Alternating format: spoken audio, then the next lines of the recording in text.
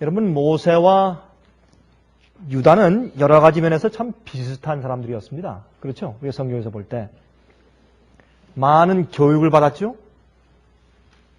좋은 머리들을 가지고 있었죠. 또 아주 훌륭한 정략가였습니다. 아주 작전을 잘 세우는 정략가였습니다. 또한 강한 성격의 소유자들이었습니다. 그리고 또 야심이 많았습니다. 그런데 왜 모세는 성공했으면서 가룟인 유다는 무엇이 잘못되어서 실패했을까요? 그는 영원히 멸망당했습니다. 잃어버림을 당했습니다.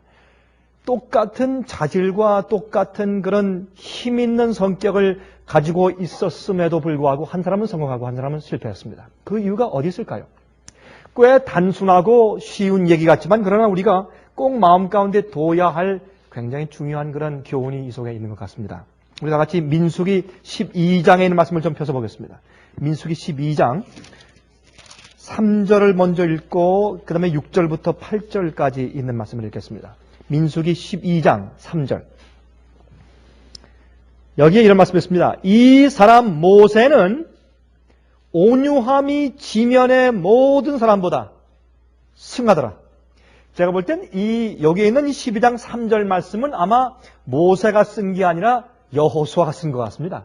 그렇죠? 이 한 절만큼은 모세가 물론 창세기, 출애굽기, 레위기, 민수기, 신명기를 다 모세 오경을 다 써서 마쳤는데 그 이후에 그 말씀을 이제 복사하다가 제가 볼 때 여호수아가 이 말씀을 거기에 한 절 끼워 넣은 것 같습니다. 왜냐하면 모세가 자기 자신을 향해서 이 사람 모세는 온유함이 지면의 모든 사람보다 승하다 이렇게 표현했을 가능성은 별로 없습니다. 그렇죠? 그렇게 겸손한 주의 종이. 자, 6절부터. 이르시되 내 말을 들으라. 너희 중에 선지자가 있으면 나 여호와가 이상으로 나를 그에게 알리기도 하고 꿈으로 그와 말하기도 하거니와 내 종 모세는 그렇지 아니하니 그는 나의 온 집에 충성됨이라. 그와는 내가 어떻게 했어요? 내가 대면하여 명백히 말하고 은밀한 말로 아니하며 그는 또 여호와의 형상을 보겠거늘 너희가 어찌하여 내 종 모세 비방하기를 두려워 아니하느냐. 여러분 여기 보니까 참 모세는 특별한 종이었습니다. 모세는 특별한 종이었습니다. 이 모세는 이 죄에서 갇혀있는 것을 상징하는 애굽에서 노예로 갇혀있는 주의 백성들을 처음으로 끌어내는 그 기적적인 일을 하기 위해서 택한 종이기 때문에 특별한 자였습니다. 그는 하나님과 얼굴과 얼굴을 대면해서 보는 자였습니다. 이것은 특별한 특권입니다. 여기 말씀하기를 내가 다른 사람들에게, 다른 선지자들에게는 내가 이상으로, 꿈으로, 계시로 말했지만 내 모세는 그렇지 않다. 내가 직접 얼굴로 대면해서 비밀리 상징으로 준 것이 아니라 직접 대면해서 내가 직접 말을 했다. 그렇게 말할 정도로 훌륭한 주의 종이었습니다. 그가 어떻게 이렇게 되었을까? 그는 사실은 원래 이러한 자는 아니었습니다. 그가 받은 교육적인 원래 배경이 이렇게 될 만한 사람이 아니었습니다. 그는 세속적인 세상의 교육을 받았습니다. 군대의 학문을 배운 사람이었습니다. 그가 어떻게 이렇게 되었을까요? 어떻게 그가 온유함이 세상의 모든 사람보다 다 승한 세상 인류 역사 가운데 최고로 온유했던 사람이 되었겠냐 말입니다. 여러분 온유하다는 말 가운데는 자기의 의지가 없다라는 뜻도 표현되어 있습니다. 물론 우리가 인간적인 의지가 있지만 주님의 의지와 내 의지가 맞닥뜨릴 때 내 속에 내 의지가 없다 그 뜻이죠. 여러분 온유하다고 해서 그저 흐물흐물한 사람이 아닙니다. 온유하다고 하는 것은 하나님과 나 사이에서 어떤 마찰이 생길 때, 주님의 뜻과 내 뜻에 마찰이 생길 때 내가 내 뜻을 굽히는 것을 의미합니다. 그러므로 그런 사람은 하나님의 뜻과 주님의 품성만 가지고 살고 있게 됩니다. 그렇죠? 그게 온유함이죠.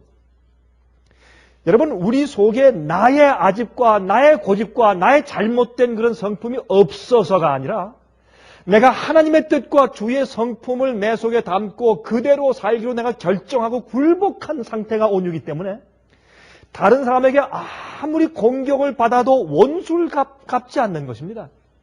아무리 잘못 취급을 받아도 그것 때문에 욕하고 대적하지 않는 것입니다. 그게 온유입니다. 그것은 하나님과 나의 의지와 뜻이 서로 상충되었을 때 하나님의 뜻을 높이고 나를 죽인 겁니다. 그게 온유입니다. 그게 어렵습니다. 세상의 온유하다 하는 것은 diplomatic, 그것은 외교관이 가지는 외교술이 좋다고 말하죠. 외교술이 좋은 것과 온유는 질적으로 차이가 있습니다. 온유함은 마음속의 상태를 말하는 것이고 외교술은 외적인 하나의 행동을 말하는 것입니다. 그건 차이가 있습니다. 그러나 성경은 그런 온유한 자에 따라 했어요. 신명기 34장을 보십시다. 신명기 34장 9절부터 12절까지 보시면 다음과 같은 말씀이 있습니다. 신명기 34장 9절부터 12절까지 이런 말씀이 기록되어 있습니다. 모세가 눈의 아들 여호수아에게 안수하였으므로 그에게 지혜의 신이 충만하니 이스라엘 자손이 여호와께서 모세에게 명하신 대로 여호수아의 말을 순종하였더라. 그 후에는 이스라엘의 모세와 같은 선지자가 일어나지 못하였나니 모세는 여호와께서 대면하여 아시던 자요. 이 말은 무슨 말입니까? 그 마음 가운데 죄를 품지 않았다 그 말입니다. 여러분 요한 1서 3장 보세요. 우리가 나중에 구원받아가면 하나님과 함께 설 때 주님의 얼굴 볼 때 얼굴과 얼굴을 대면하여 볼 것이라고 했어요. 고린도 후서에 그런 말씀도 있죠. 그러므로 하나님과 얼굴을 대면하여 본다는 뜻은 뭐냐면 그 마음 가운데 죄의 소원을 품지 않았다 그런 뜻입니다. 이건 놀라운 얘기입니다.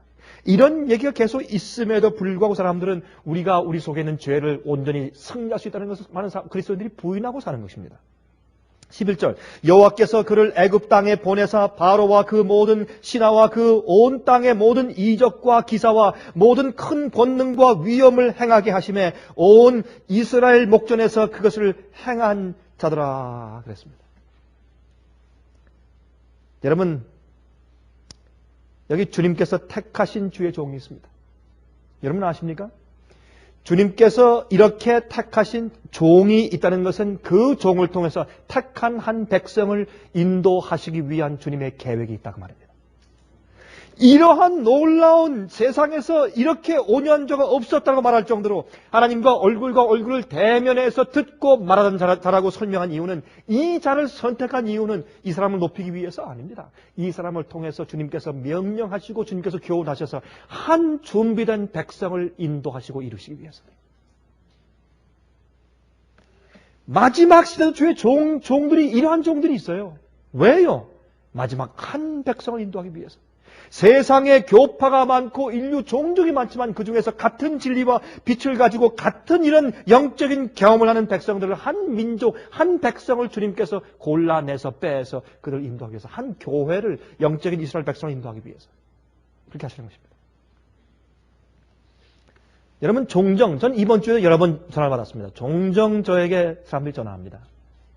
저희 월간지를 읽고 또 저희 비디오 테이프를 보고 저희 책잘 받고 저희를 통해서 성령 연구를 공부하다가 마음 가운데 너무나 감동되어서 그저 연구하다가 그저 마음 가운데 감동이 자꾸 흘러오니까 가만히 있을 수 없어 그냥 전화하는 사람들이 종종 있어요. 목사님 감사합니다. 목사님 감사합니다. 생의 빛의 진리가 없었으면 우리가 어떻게 될 뻔했습니까? 이렇게 어두운 세상에서 정말 감사합니다. 정말 생의 빛입니다. 그런 전화를 제가 자주 받습니다. 참 감동적입니다.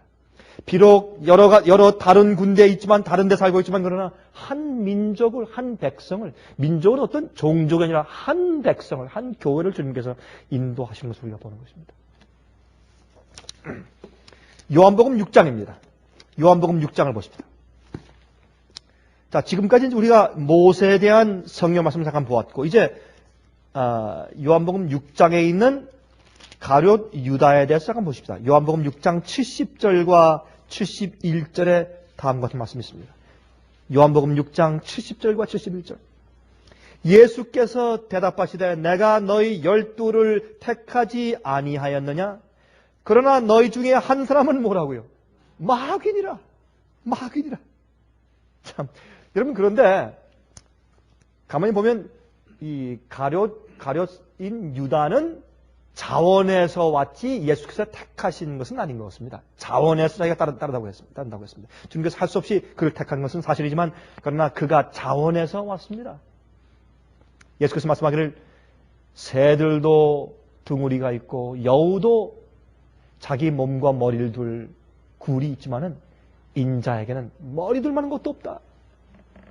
여러분, 예수님께서 정말 머리 둘 만한 것이 없었습니까? 아닙니다. 여인들이 예수님을 잘 돌봐드렸죠. 그렇죠? 또 나사로의 집 마리아와 마르다 얼마나 대접을 잘했어요. 예수님께서 누우실 것이 많이 있었어요. 그러나 이 인자는 머리 둘 것도 없다. 그게 무슨 말입니까? 이 세상에서 인정받지 못하는 삶, 그렇죠? 업신여김 당하는 삶, 배척받는 삶. 그러나 유다의 마음 가운데 자기 마음 속에서 자기가 성공하고 무언가 이루고 예수님의 그 등에 업혀서 무언가 되고 싶은 그런 야심이 가득 찬 것을 보시고 난 그런 자가 아니라고 말씀하신 것입니다. 여러분, 여기 말씀하기를 그 중 하나는 12명 가운데 한 사람은 마귀라 그랬습니다. 이 말씀은 가룟 시몬의 아들 유다를 가리키심이라 저는 12 중에 하나로 예수를 팔자라 그랬습니다. 여러분, 그가 어떻게 이렇게 되었을까요? 여러분 보시면 유다가 굉장히 인정받는 존재였습니다. 12명 가운데서 인정받고 또 어떤 결정을 할 때 말이죠. 심지어 베드로까지도 유다의 눈치를 보았어요. 가장 똑똑하고 세련되고, 예? 머리 좋고 또 이 공부도 많이 하고 아주 정략가였습니다. 머리가 잘 돌아가고.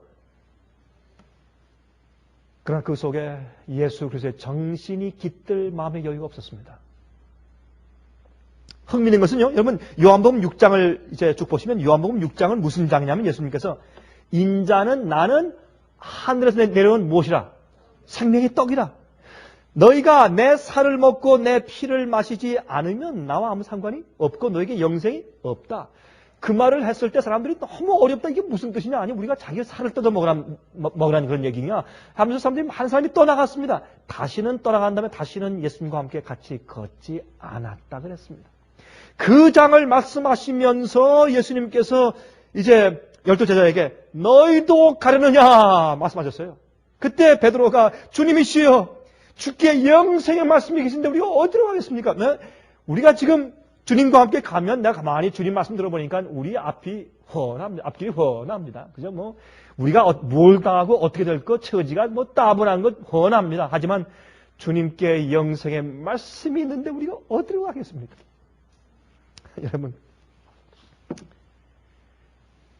여러분들도 그렇고 저도 그렇습니다. 세상에 우리가 출세하려고 계획하면 길이 많습니다, 여러분. 세상에서 잘 되고 출세하려고 생각해 보세요. 할 일이 많아요, 여러분. 한 번은 제가 오래전에 어떤 분들이 저한테 와서 그렇게 말한 적이 있습니다. 목사님, 우리 미국에서 가장 크고 거대한 교회 하나 좀 만들어 보십시다. 가장 큰 교회. 제가 그분들한테 정신없는 얘기를 한다고 제가 깨우치긴 했지만은 여러분이시여, 우리가 이 세상에서 인간적으로 출세하기 위해서 계획한다면 길들이 많을 것입니다. 예수께서 말씀하기를 인자는 이 땅에서 머리 둘 곳도 없다고 했습니다. 여러분, 시몬 베드로가 알았습니다. 이런 예수님을 따라가면 앞이 정말 어떻게 될 것을 알았어요. 답답했어요. 그러나 유다와 베드로의 차이가 있습니다. 베드로는 그래도 예수님을 사랑했고 그래도 예수님께 영생의 말씀이 있는 것을 알았습니다. 그것을 자기가 죽고 자기가 망해도 그것을 더 귀히 여길 줄 아는 마음이 아직 베드로에게 있었습니다. 아직 변화가 안 됐어도. 근데 유다는 그것보다는 자기의 출세와 자기에 대한 케어와 염려가 더 컸습니다. 세상에 이것은 아무것도 아닌 것 같지만 이것 때문에 얼마나 많은 사람들이 진리를 포기하고, 예? 주님을 버리고 믿음을 버리고 빛을 버리는 경험들이 얼마나 많은지 모릅니다.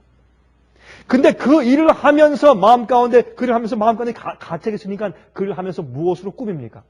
이런저런 핑계와 이유를 대면서 말하지만 사실 그 마음 가운데 가장 중요한 이유는 가룟 유다의 이유인 것입니다. 그래서 진리를 파는 것입니다. 유다는 자기의 이기심과 탐욕을 포기하지 않았습니다. 십자가의 기로에 서 있을 때 하나님의 뜻과 자기의 뜻이 어긋날 때 그는 자기의 뜻을 택했습니다.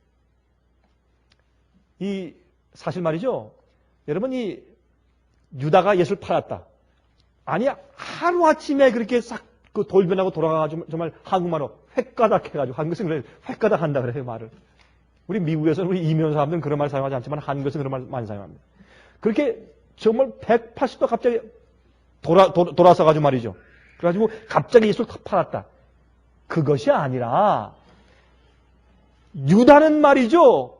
예수님이 너무 지혜없고 어리석고 너무 고지식해가지고 이런 방식으로는 메시아 왕국을 세울 수 없다고 생각한 거예요. 하나님의 방법은 너무 인간적인 지혜가 없다고 생각했습니다. 그래서 아이고 예수님, 주님은 참 순진하시고 참 곧바르시고 진리의 불은 틀림없고 메시아에겐 틀림없는 것 같은데 그 하는 방법은 정말 지혜가 없습니다. 어쩌면 그렇게 지혜가 없습니까? 이렇게 하다가 백날 가야 메시아 왕국 세울 수 없습니다. 내가 좀 도와드리겠습니다. 그렇게 한 것이 그의 꾀가 판 것입니다. 왜요? 예수님께서 지금 바리새인들과 정면 도전할 때마다 늘 피하시거든요. 왜 피했습니까? 2300주의 예언 보면, 그 70주 예언 가운데 490년 예언 보면 예수님께서 언제 십자가에 돌아가시는지 딱 나와요. AD 31년 딱 나와요. AD 31년도에 니산 14일 날 오후 3시에 Between evenings 딱 나와있죠, 예언이. 그때 마귀는 예수님을 그 예언을 성취시키지 못하게 미리 빨리 죽도록 하려고 애를 썼을 때 예수님께서 계속 피하신 것이에요. 왜? 예수님의 생각 가운데 이루어야 할 것들이 많아요. 돌아가시는 죽음도 그렇지만은 또 중요한 것은 예언을 이루시는 겁니다. 우리에게 모범 되시는 것도 중요하지만은 그래서 예수님께서 그 정확한 그 예언된 6월절 양을 잡는 그때 니산 14 AD 31년도에 딱 돌아가시기 위해서 예수님께서 불필요한 그런 핍박을 초래해서 미리 죽게 만드는 마귀의 전략을 피하기 위해서 가끔 주님께서 몰래 피하셨어요. 자꾸 돌아가시고. 그때 여러분 유다가 볼 때 그건 절의 찬스거든요. 이때 한번 싸워야지 민중 봉기가 생기고 데모가 생겨서 될 텐데 그때 자꾸 피하시니까 아유 참 저렇게 담력이 없는 분이 저거 될까? 꾀가 없으시다. 이 정략, 작전이 없는 것처럼 보이는 겁니다. 그래서 그는 예수를 팔아넘길 것을 작정했습니다. 파는 것은 어떻게 그 당시에 자유시대에 사람을 팔아넘깁니까? 산 사람을? 그게 아니라 여러분 그 요한복음 보시면 거기에 이제 말씀드리기를 그 13장 그 초반에 나오지 않습니까? 그것은 사람들이 많이 있기 때문에 사람들이 많이 있는 군중 앞에서 예수를 잡을 수가 없습니다. 그러면 데모가 일어날까봐. 그렇죠? 그래서 몰래 사람들이 없는 곳에서 몰래 이렇게 딱 예수를 잡기 위해서 그 틈과 기회를 찾고 있었어요. 제사장들과 바리새인들이. 그런데 예수님께서 항상 계실 때마다 사람들이 주위에 이렇게 둘러서 있으니 잡을 수가 있어야죠. 그때 예수께서 가장 조용하게 홀로 남들이 절대 알지 못하게 몰래 싹 잡아가서 몰래 재판하고 몰래 죽여버리면 되니까 빨리 그렇게 할 수 있는 시간과 장소를 찾기 위해서는 그 이너 서클, 그 안에 있는 제자를 매수하는 길밖에 없었습니다. 그래서 가룟 유다가 예수께서 어느 날 며칠 몇 시에 어느 장소에 있는데 거기서 딱 잡으면 사람도 없고 정확하다. 그런 기밀을 누설하는 그 기회를 준 것이 바로 가룟 유다였습니다. 그게 은 30냥이었습니다. 그때 유다는 예수님께서 잡혔을 때 너희놈들하고 금방 주님께서 능력과 기적을 행해서 그 군사를 갖다 없애버리고 주님께서 어디로 도망가시든지 아니면 피하실 것으로 생각했습니다. 그래서 예수님께서 순순히 잡혀가는 것을 보자 그가 큰 충격에 빠진 것을 압니다. 자기의 꾀와 계획을 고집했는데 나중에 알고 보니까 어떻게 해요? 자기가 구약 성경에 예언된 예수를 잡아 파는 자가 바로 자기가 된 것을 이해하게 됐습니다. 보세요. 마태복음 27장 보십시다. 마태복음 27장 3절부터 5절입니다. 마태복음 27장 3절부터 5절 보시면 다음과 같이 말씀되어 있죠. 때에 예수를 판 유다가 그의 정죄됨을 보고 스스로 뉘우쳐 그 은 30을 대제사장들과 장로들에게 도로 갖다 주며 가로되 내가 무죄한 피를 팔고 죄를 범하였도다 하니 저희가 가로되 그것이 우리에게 무슨 상관이 있느냐. 내가 당하라 하거늘 유다가 은을 성소에 던져 넣고 물러가서 스스로 목매어 죽은지라. 그가 예수를 팔려고 한 건 아니에요. 그러나 예수님께 그런 기회를 줘서 예수님께서 자기 능력을 과시한 다음에 그때 민중 봉기를 일으켜서 그때 메시아의 왕국을 설립할 것으로 착각한 겁니다. 자기의 꾀, 자기의 계획, 자기의 지혜, 자기의 의지, 자기의 소원이 예수님의 뜻과 예수님의 지혜와 주님의 섭리와 마주치고 충돌되었을 때 이 유다는 자기의 뜻과 자기의 의지를 고수하려고 계속 주장한 것이 유다의 실패를 가져온 겁니다. 그밖에 없습니다. 유다와 모세는 똑같은 인간의 성정을 가지고 있고 똑같은 그런 아주 재력이 있고 똑같은 능력 있는 자였습니다. 똑같은 지력을 가진 자였습니다. 훌륭한 자들이었습니다. 그러나 모세는 하나님의 뜻과 자기 뜻이 서로 상충되었을 때 모세는 굴복하고 하나님께 무릎 꿇고 주님의 뜻을 받아들이기로 결정했습니다. 그 일을 그는 40년 동안 했습니다. 40년 동안. 여러분 생각해 보세요. 그 당시요, 모세가 말이죠. 이것은 뭐합니다 하고 그 당시에 모세 인기가 더 좋았으니까. 안 그렇겠어요? 이건 뭐합니다 하고 봉기를 일으키면 그때 구데타를 일으킬 가능성이 있었어요, 모세는. 그러나 그거 안 했어요. 자기를 내모시는 하나님의 뜻과 자기의 인간적인 뜻과 자기의 혈기와 맞섰어요. 맞서다가 그가 자기 무릎 꿇고 광야로 도망갑니다. 도망가서 하나님의 조용한 음성을 듣고 배우기로 선택했어요. 그게 모세였습니다. 모세는 뭐 그저 순순히 간 줄 아십니까? 아닙니다. 그의 마음가운데 갈등이 있었을 거예요. 내가 이렇게 물러날 수 없는데 내가 지금 40년 동안 내가 애굽에서 왕 되기 위해서 준비했는데 그러나 그런 하나님의 뜻을 선택하기 위해서 자기를 굴복시켰어요. 그게 모세입니다. 가룟 유다는 그것을 안 했습니다. 우리 생애도 꼭 마찬가지입니다. 우리가 매일매일 생에서 나의 의지와 하나님의 의지가 충돌될 때 우리가 무엇을 선택합니까? 그것이 십자가입니다. 십자가는 크로스 아니 크로스. 주님의 뜻과 나의 뜻이 어긋나는 장소가 십자가 아니에요. 그게 크로스예요. 예수님께서 그걸 지신 거예요. 예수님께서 십자가 지신 것은 아버지시여 내 뜻대로 하지 마옵시고 아버지의 뜻대로 하옵소서. 그것이 십자가입니다. 우리 생활 가운데 매일 십자가가 있습니다. 매일 십자가가 있습니다. 우리의 갈등이 있습니다. 십자가는 하나님의 뜻과 자기의 뜻이 어긋나는 지점에서 자기를 죽이는 것을 의미하는 것이 십자가입니다. 얼마나 단순합니까? 십자가에 대한 의미가. 여러분 아브라함과 이삭의 경험을 좀 보십시오. 전 다니면서요. 전 여기에서 여러분들께 제가 아브라함과 이삭의 경험을 말씀드린 지가 꽤 오래됐습니다. 그렇죠? 전 제가 다니면서 외국에서 설교할 때 제가 아브라함과 이삭의 경험에 대한 얘기를 제가 자주 합니다. 참 그 경험은 얘기하고 설교해 줄 때마다 감동이 있어요. 참 정말 놀라운 얘기 아닐 수 없습니다. 어떻게 그렇게 할 수 있었을까? 아브라함에게 하나님께서 아브라함아 너 내 아들 독자 이삭을 데리고 모리아산에 가서 번제로 드리라. 번제가 뭔지 아브라함이 몰랐을까요? 알았어요. 번제는 그 양의 배를 가르고 오장육벌 잘라 꺼내내서 물로 씻고 말이죠. 이 목 팔다리 다 잘라서 이렇게 다 단 위에 올려놓고 불로 태우는 것이 그게 번제 아니에요. 그것은 몽땅 다 있는 것을 내 오장육부 가운데 숨겨져 있는 모든 죄를 다 고백하고 버리고 내 속에 있는 모든 소원 전부 버리고 하나 빠짐없는 1%에 빠짐없는 전적인 굴복을 말하는 것이 그것이 번제예요. 그래서 이스라엘 백성에게 하나님께서 말씀하기를 너희가 번제를 드리되 번제의 그 연기가 24시간 동안 올라가게 하라. 그 불이 꺼지지 못하게 하라. 아침에 하나 드리고 저녁 때 하나 드려서 24시간 동안 계속 번제의 불이 타게 했어요. 그게 성소 제도였어요. 우리의 생애가 그래야 돼요. 우리의 굴복이 그래야 합니다. 하나님께 대한. 주님의 뜻과 내 뜻이 상충될 때 내가 번제를 드려야 돼요. 내가 날 죽여야 돼요. 몽땅 빼어서 주 앞에 바쳐야 돼요. 그게 번제예요. 그 어려운 일이었습니다. 하나님께서 말씀하기를 하나님께서 아브라함에게 번제를 드리려고 할 때 늘 양을 가지고 번제를 드렸어요. 그런데 하루는 하나님께서 이젠 오늘은 번제 말고 내 아들을. 이건 이해가 안 되는 겁니다.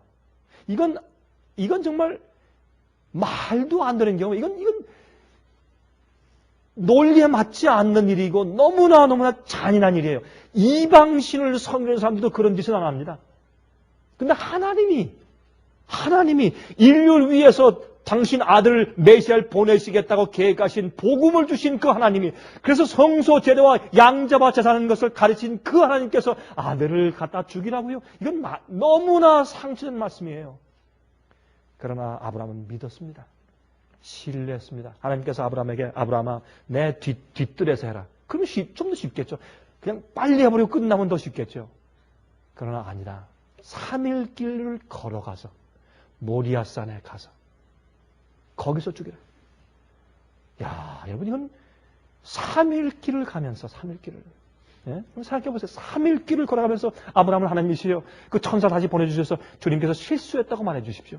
주님 마음을 바꾸셨다고 말해주십시오. 아무리 기도해봤자 주님께서 조용해서 잠잠했습니다. 여러분 우리의 그리스도인 생활 가운데 가장 힘들 때가 언제입니까? 기도하는데 주님께서 응답이 없습니다. 조용하실 때.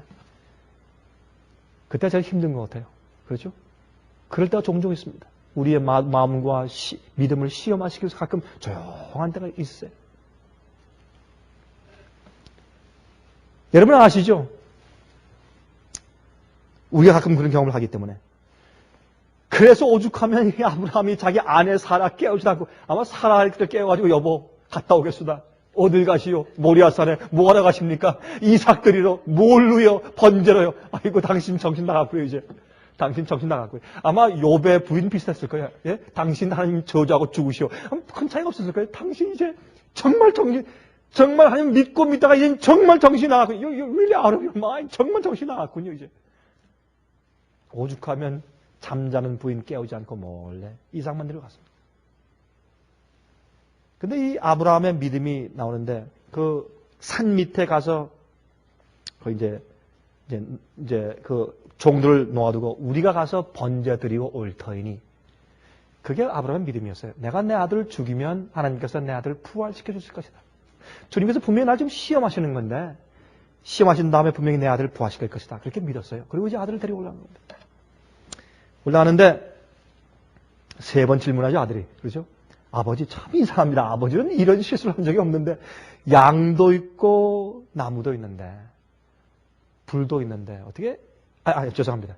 나무도 있고 불도 있는데 어떻게 양이 없습니까? 이런 실수를 한 적이 없는데, 아니 나무는 그 양을 태울 나무를 가져가는 것이고 불도 가져가는데 어떻게 실제 양을 안 가져갑니까?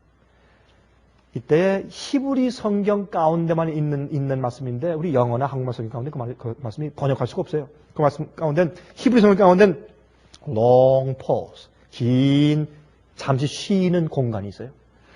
이삭이 질문한 다음에 아브라함이 아들아 여호와 이래, 야훼 이래, 하나님께서 예비하실 거야. 곧 답변하는 그 중간에 긴 멈춤이 있어요. 그건 히브리 말 가운데 표현이 있지만 한국말로 번역이 안 돼요. 너무 긴 멈춤이 있습니다. 그때 그게 왜 있었겠습니까? 아브라함이 우는 겁니다. 속에서 벅받쳐 올라오는데 차마 말을 할 수가 없어요. 그래서 목이 메어입니다. 그냥 우는 모습 보이면 안 되니까 또 참고 이제 눈물을 삼킨 다음에 아들아 야훼 이래. 또 조금 올라가다가 또 묻습니다. 아버지 참 이상해요. 아무 생각해도 이해가 안 됩니다. 나무가 있고 불이 있는데 양이었습니까? 양이. 또 long pause, 긴 쉼표가 있어요. 그 다음에 아들아 야훼 이래. 세 번째, 아버지 이해가 안 됩니다. 이게 어떤 일입니까? 또 long pause, 길게 쉬고 또 눈물을 삼킨 다음에 야훼 이래. 아들아 하나님께서 준비하실 거예요. 그 위에 올라가서 아들아 내가 시호할 게 아니죠. 그렇게 안 했죠. 아브라함이. 아들아 실제는 하나님께서 너를 번제로 드리라고 말씀했다. 미안하다. 우리에게 가장 중요한 것은 하나님의 뜻이다. 우리에게 가장 중요한 것은 하나님의 뜻이다. 내가 내 생각 가운데 너한테 보여준 네가 20년 사는 동안에 보여준 것은 가장 중요한 교훈은 그건 아닌가? 내 생각 가운데 믿음. 그때 그 20살 된 그 젊은 청년이 120살 된 아버지, 당신 정말 정신 나갔구려. 요즘의 청년처럼. 영어로 좀 더 유죠, 유. 전 그게 싫어요. 아버지도 유, 어머니도 유, 전부 다 유. 이게 사실은 버릇없는 언어지, 영어가 말이죠. 그렇죠? 그런 면에서 우리 아시아 영어가 훨씬 나아요. 그저 중국말도 니 할 때 니가 있고 닌 있어요. 닌. 이저 존댓말은 닌. 그다음에 그냥 보통 말은 니예요. 니. 유 할 때도. 우리 아시아 사람들은 생각이 달라요. 우리 그 풍습이 있기 때문에. 영어는 그런 게 없어요. 아마 이 이삭이 그때 아이고 아버지 정말 정신 나갔군요. 이제. 한 대 쳐버리고 도망갔으면 뭐 어떻게 했겠어요. 그러나 이 이삭이 말이에요. 떨리는 아버지 손을 붙잡고 아버지를 위로합니다. 아버지 걱정하지 마세요. 내가 가만히 보니까 아버지를 인도하신 그 하나님은 절대로 아버지를 버린 적이 없습니다. 아버지가 날 죽이시면 내가 혹시 부활할지 모르죠. 걱정하지 마세요. 하나님의 말씀은 반드시 순종해야 되는 것이 아버지의 삶의 목표가 아닙니까? 걱정하지 마십시오. 저를 태어나게 하신 것도 하나님의 기적이라면서요. 그럼 부활시키는 것도 주님의 기적 아닙니까? 같은 거 아니겠습니까? 걱정하지 마세요, 아버지. 가장 훌륭한 교육은 우리 부모가 생활로 보이는 것이라고 했죠. 그렇죠? 그래서 자기가 자기 손을 묶어서 번제단 위에 올라가 눕는 이삭을 상상해 보십시오. 이삭은 예수님을 상징했습니다. 자원에서 자기를 드리는 예수를 상징한 것이 이삭이었습니다. 여러분 얼마나 놀라운 얘기입니까? 여러분 그래서 아브라함이 이삭을 번제로 드리기 위해서 쌓았던 그 번제단 그 위치가 바로 솔로몬이 예루살렘 성전을 지을 때 번제단 그 뜰에 번제단 바로 그 위치가 되었습니다. 여러분 역대하 3장 1절 보시면 모리아산 위에 예루살렘 성전을 지었다고 되어 있지 않습니까? 그리고 그들이 이제 아브라함이 죽이려고 이렇게 칼을 들었을 때 하나님께서 아브라함아 스탑!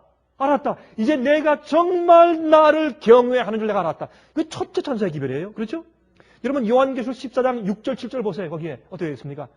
하나님을 두려워하고 그에게 영광을 돌리겠다. 하나님을 경외하고 두려워하고 그게 하나님을 두려워하는 경험이에요. 주님의 말씀과 뜻대로 전적으로 굴복하고 순종하는 그런 경험이 그것이 주님을 두려워하는 첫째 천사의 기별이에요. 다시 말해서 하나님의 명령과 뜻이 나의 손과 뜻과 상충될 때 나를 쳐서 죽인 다음에 주님의 뜻을 받고 순종하는 것이 그게 십자가 지는 것이에요.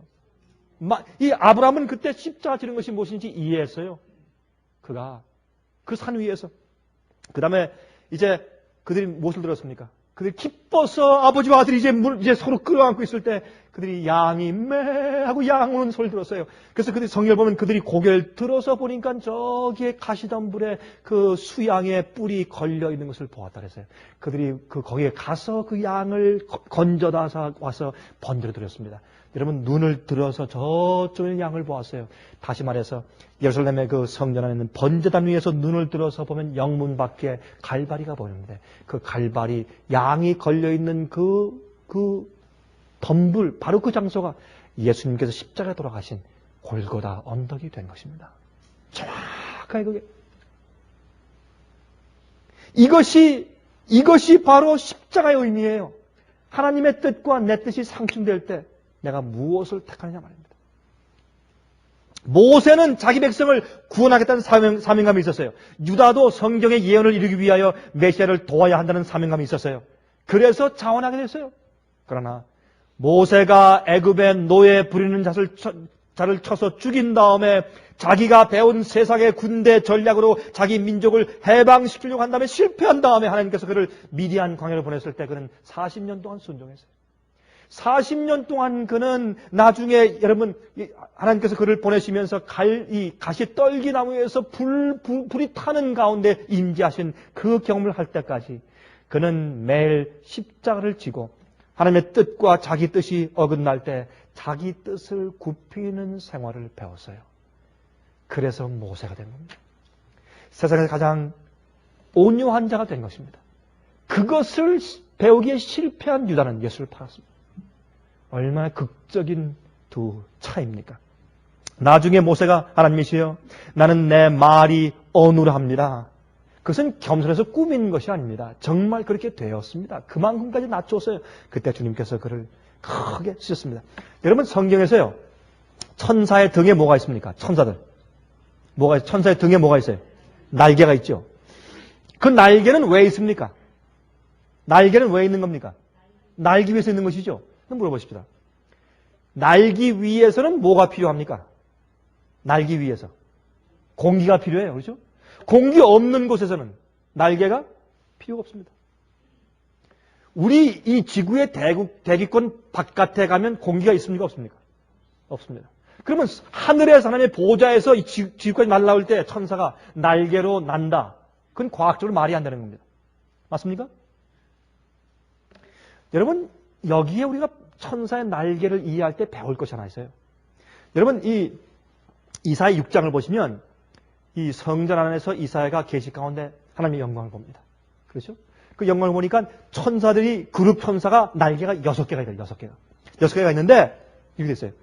날개 둘로는 자기의 몸을 가리고 둘로는 자기의 눈을 가리고 그러니까 2개는 몸을 가리고 몸과 발을 가리고 둘은 자기 눈을 가리고 둘로는 날고 있다랬어요.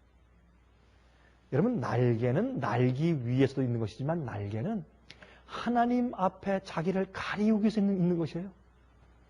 하늘의 천사가 하나님의 그 거룩하심 앞에서 감히 자기를 어떻게 할 방도를 몰라서 자기를 가리는 것이에요. 그게 날개예요. 여러분 우리가 하늘에 가면 우리가 날개를 받을 것입니다. 날개를. 그런데 우리는 하나님을 존중하는 법을 너무나 몰라요. 여러분 이 미국에서 욕설 가운데 하나님 안 들어가는 욕이 없어요? 그거 왜 그런지 모르겠어요? 그렇게 둘째 계명을 다 어겨요. 그렇죠? 왜 그렇습니까? 하나님을 두려워할 줄 모릅니다. 하나님을 경외할 줄 모릅니다. 자기가 최고예요. 오늘날 교육도 휴머니즘, 자기가 하나님이요. 하나님이 아니에요. 여러분 아이들이 부모의 뜻과 자기의 뜻이 어긋날 때 무엇을 택하는가를 가르쳐주는 것이 참 교육입니다. 자전거를 타고 싶을 때 엄마가 청소해라 할 때 뭘 택해야 돼요? 그때 어머니의 말을 순종해야 돼요. 그것이 교육이에요. 또 자기가 좀 놀러 가고 싶은데 안 돼 와서 설거지해라 할 때 어떻게 자기의 뜻과 부모의 뜻이 어긋날 때 그때 설거지를 하도록 자기를 굽히는 것을 배우는 것이 어린아이에게 십자가 지는 것을 가르치는 것이에요. 우리가 그 일에 많이 실패해왔기 때문에 큰 아이들을 그 의지를 우리가 다잡기가 어려운 것입니다. 사실은. 내가 하기 싫은 일을 하라고 했을 때 그때 십자가를 지는 것을 배우는 겁니다.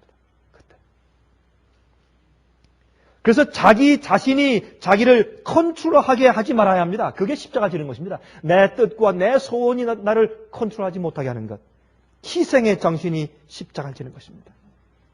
누가복음 9장 23절에 말씀하기를 또 무리에게 이르시되 아무든지 나를 따라오려거든 자기를 부인하고 날마다 제 십자가를 지고 나를 쫓을 것이라 그랬습니다.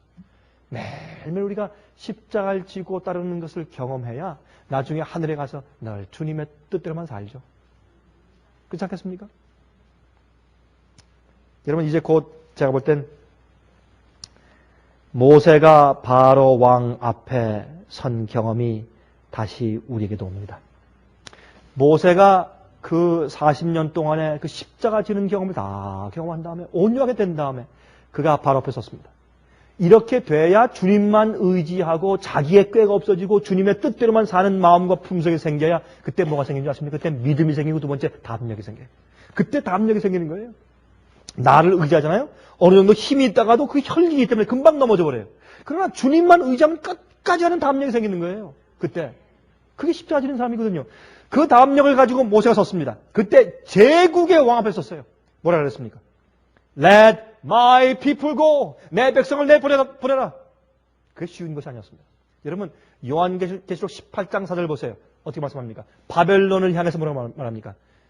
내 백성아 거기서 나와 그 죄에 참여하지 말고 그 받을 재앙들을 받지 말라 그랬습니다. 똑같은 경험 아니에요? 출애굽의 경험이에요. 그 얘기를 담력 있게 할 자는 누굽니까? 모세 같은 미디안 광야 경험을 한 사람들 아니에요? 똑같은 경험한 사람들이 그 말을 앞으로 할 수 있는 것이네요. 그러므로 우리는 이것이 죄냐 아니냐 그렇게 따지지 말고 그건 아주 수준 낮은 것이에요. 이것이 죄냐 아니냐 그거 따져가지고 죄가 아닌 것 같다 회색 정도의 일이면 하고 좀 죄나 그러면 안 하고 그러지 말고 이것이 나를 향한 하나님의 뜻이냐 아니냐 그걸 생각하세요. 어떤 일을 할 때 이게 죄냐 아니냐 그거는 그저 조금이라도 덜 희생해서 겨우 구원 받으려고 하는 사람의 생각이고 그거 말고 이것이 나를 향한 주님의 뜻이냐 아니냐 조금 더 높은 수준으로 올라가야 돼요 우리가. 그렇게 해야 합니다.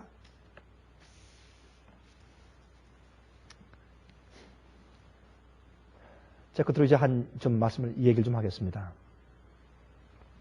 제가 얼마 전에 뉴질랜드 갔을 때 그 뉴질랜드에는 이 원주민들을 마오리라고 부릅니다. 마오리. 이 마오리 원주민들은 이 아메리칸 인디안처럼 얼굴이 약간 좀 까무잡잡하죠. 거기 한 자매가 있습니다. 그 자매가 간증을 하는데 제가 정말 감동을 받았어요. 그 자매가 간증을 하는데 이런 간증을 했습니다. 한 번은 자기가 이제 차를 타고 가는데 자기도 모르게 어딜 가는데 아마 뒤에 따라오는 차였든지 하여튼 옆에서 오는 차였든지 그 차가 갑자기 이렇게 멈출 수밖에 없는 그런 식으로 자기가 운전을 좀 한 모양입니다. 자기가 모르고 한 것이죠. 그러니까 이 차가 막 옆으로 따라 붙어서 창문을 열고 막 욕을 하는데 어떤 사람들이냐면 스킨헤드. 이제 머리를 갖다 빡빡 미는 사람들 있죠. 남자 여자 빡빡 민 부부예요. 부부인데 머리를 빡빡 읽고 까만 가죽 옷을 입은 사람들이고 여기 막 이상한 쇠붙이 같은 거 붙인 그런 사람들 있죠. 그런 사람들이 그냥 따라오면서 따라오는데 오토바이 타는 쪽들이에요. 오토바이를 타고서 스킨헤드 부부가 따라오면서 그냥 욕을 하고 야유하는데 뭐 계속 따라오면서 옆에서 이거 너무 무안하고 너무 창피하고 또 너무 또 어렵고. 근데 자기들이 이제 쇼핑센터 가는데 쇼핑센터에 가서 차를 이제 파킹하니까 거기까지 따라와가지고 내리자마자 야유하고 욕을 하는데 들을 수가 없더래요. 엄청나게 욕을 먹었어요. 그리고 이제 너희들 코코넛이지? 그렇게 말했어요. 코코넛은 겉에 좀 모양이 좀 약간 검은택틱하지 않습니까? 그래서 이제 코코넛은 뉴질랜드의 이 백인들은 자기를 키위라고 불러요. 키위라고 부르는데 키위 과실이 훨씬 더 나오니까 키위라고 부르는데 거기에 원주민들을 코코넛이라고 불러요. 그래서 너희 코코넛이지? 하면서 그냥 놀리면서 별 욕직을 다 하면서 그렇게 이제 했습니다. 얼마나 욕을 먹고 무안을 당했는지. 그걸 갔어요. 너무 다리가 떨려가지고 쇼핑을 볼 수가 없더래요. 그래서 그냥 집으로 그냥 돌아왔어요. 자기 동생하고 둘이 갔다가 너무 무안당해서. 그런 일이 있은 다음에 한 며칠 후입니다. 한 3, 4일 후에 차를 타고 운전해 가는데 비가 오는 날이에요. 비가 오는 날인데 저쪽에서 한 두 사람이 손을 이렇게 들고서 히치하이킹 하고 있어요. 이렇게 손을 들고 있는데 가면서 보니까 바로 그 두 부부예요. 머리를 빡빡 깎은 스킨헤드. 검은 가죽을 다 입고 둘이 서서 이렇게 하고 있는 겁니다. 그때 그 동생 옆에다가 언니 잘 됐다. 욕을 한마디 해주고 하자. 잘 됐다 하면 복수 한번 하자. 그때까지도 이 성미가 가시지 않은 거예요. 이 동생이 너무너무 억울해가지고. 그때 이 자매가 하는 얘기가 자기 마음 가운데 성령의 감동이 있더래요. 그렇게 하지 말아라. 그렇게 하지 말아라. 자기 마음 가운데 지금 주님의 뜻과 자기 뜻이 지금 상충되고 지금 다 맞춰서 다 지금 부딪히는데 내가 무엇을 택할까? 인간의 성전을 가서 한마디 창문 내리고 잘 돼서 실컷 비나 좀 맞아라. 그거 좀 갔으면 될 텐데 그 마음 가운데 아니다. 주님의 뜻은 그건 아니지. 서툴래. 서서 창문 열었습니다. 그 사람들이 보더니 아이고 우린 절대로 너희 찬 못한다 그러더래요. 너희 찬 나 죽어도 못하겠다. 왜? 다 기억하니까 말이죠. 어떻게 타겠어요? 그래서 이 부인이 말했습니다. 그러지 말고 타시오. 아주 공손하게 타십시오. 절대로 당신 찬 우리가 못 타요. 타십시오. 지금 비가 옵니다. 타십시오. 플리즈. 그 말 하는데 눈물이 나더래요. 쭉 울면서 타십시오. I don't hate you. 나 당신을 미워하지 않습니다. 타십시오. 눈물 흘리면서 얘기했어요. 이 사람들이 서로 쳐다보다가 뒤에 탔대요. 계속 이제 차 가는데 조금 있다가 그 스킨헤드의 부인이 말하더래요. I'm sorry. 미안합니다. 용서해 주십시오. 남편이 또 I'm so sorry. 미안합니다. 한참 길 가면서 서로 대화가 됐어요. 그 다음에 서로 이제 친구가 돼서 알고 보니까 가까운 데 사는 사람들이에요. 나중에 이 사람들이 머리가 점점 길게 길어지고 이 사람들이 드디어 교회에 참석하기 시작했다는 겁니다. 자, 그 얘기를 듣고 나서 참 저 힘든 경험인데 참 훌륭하다. 참 훌륭하다. 우린 우리 생애 가운데서 매일 선택해야 할 그런 기로점에 서는 겁니다. 주님의 뜻이냐? 내 뜻이냐? 내 소원이냐? 주님의 소원이냐? 그것이 십자가 지는 겁니다. 이 차이가 모세와 유다의 차이였습니다. 우리의 매일의 생애에 우리의 선택은 아무것도 아닌 것 같지만 그것은 큰 결과를 내는 것입니다. 모세의 선택에 참여하시기를 간절히 바랍니다. 자비하신 하늘에 계신 우리 아버지, 우리가 주님께로부터 부르심 받은 것은 우리 자신을 부인하고 매일 십자가 지고 주님 따라가는 것입니다. 주님, 이 일은 쉬운 일은 아닙니다. 그러나 우리가 그렇게 하기로 결심하고 주 앞에 굴복합니다. 저희를 도와주시고 우리가 우리의 성정과 혈기대로 살지 않게 도와주시옵소서.